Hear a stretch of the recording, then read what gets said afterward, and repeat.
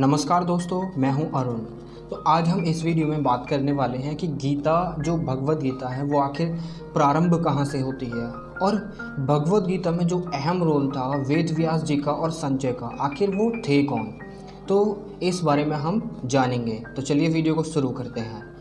मैं आपको बता देता हूं कि पांडवों ने 12 वर्ष का वनवास और 1 वर्ष का अज्ञातवास समाप्त होने पर जब प्रतिज्ञा के अनुसार अपना आधा राज्य मांगा था, तब दुर्योधन ने आधा राज्य तो क्या, तीखी सुई की नोक जितनी जमीन भी बिना युद्ध के देने स्वीकार नहीं की थी।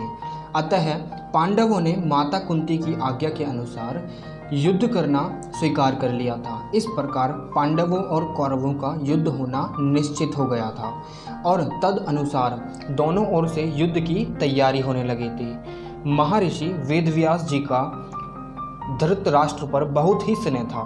उस स्नेह के कारण उन्होंने धृतराष्ट्र के पास आकर कहा कि युद्ध होना और उसमें क्षत्रियों का महान संहार होना असंभावी है, इसे कोई टाल नहीं सकता।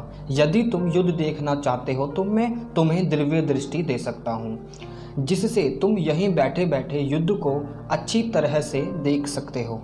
इस पर धृतराष्ट्र का कहना था कि मैं जन्म भर से अंधा हूँ, अब अपने कुल के संहारों को मैं देखना नहीं चाहता, परंतु युद्ध कैसे हो रहा है यह समाचार जरूर सुनना चाहता हूँ।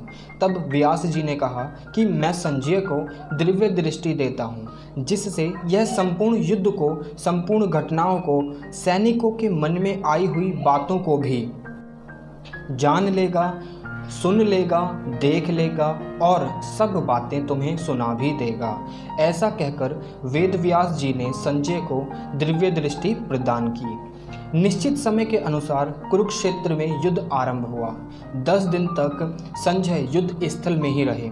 जब पितामह भीष्म बाणों के द्वारा रथ से गिरा दिए गए, तब संजय ने हस्तिनापुर में, जहां धृतराष्ट्र विराजमान थे, आकर धृतराष्ट्र को यह समाचार सुनाया। इस समाचार को सुनकर धृतराष्ट्र को बड़ा ही दुख हुआ और वे विलाप करने लगे। फिर उन्होंने संजय से युद्ध का सारा वृत्तांत सुनाने के लिए कहा। भीष्म पर्व के 24वें अध्याय तक संजय युद्ध संबंधी बातें धृतराष्ट्र को सुनाई। 25वें अध्याय के आरंभ में धृतराष्ट्र संजय से पूछते हैं और यहीं से हमारी गीता प्रारंभ होती है।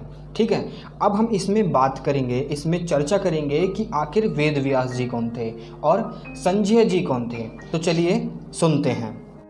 महर्षि वेदव्यास भगवान विष्णु के अवतारों में से एक हैं, जिन्हें दशावतार में नहीं माना जाता।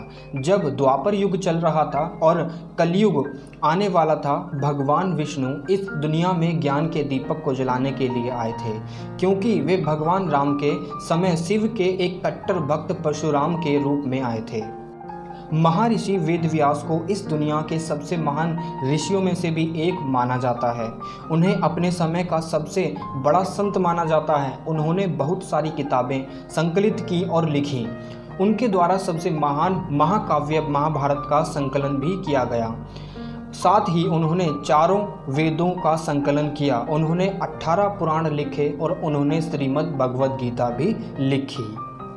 अब बात करते हैं कि संजय कौन थे। संजय महर्षि वेदव्यास जी के शिष्य थे तथा धृतराष्ट्र की राज्यसभा का सम्मानित सदस्य भी हुआ करते थे। ये विद्वान गवालगण नामक सूत के पुत्र थे।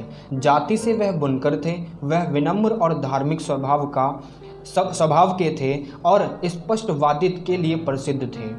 धृतराष्ट्र के मंत्री तथा श्री कृष्ण के परम भक्त भी थे संजय। तो ये थी जानकारी और कुछ इन्फॉर्मेशन संजय, वेदव्यास और आखिर गीता कैसे प्रारंभ होती है।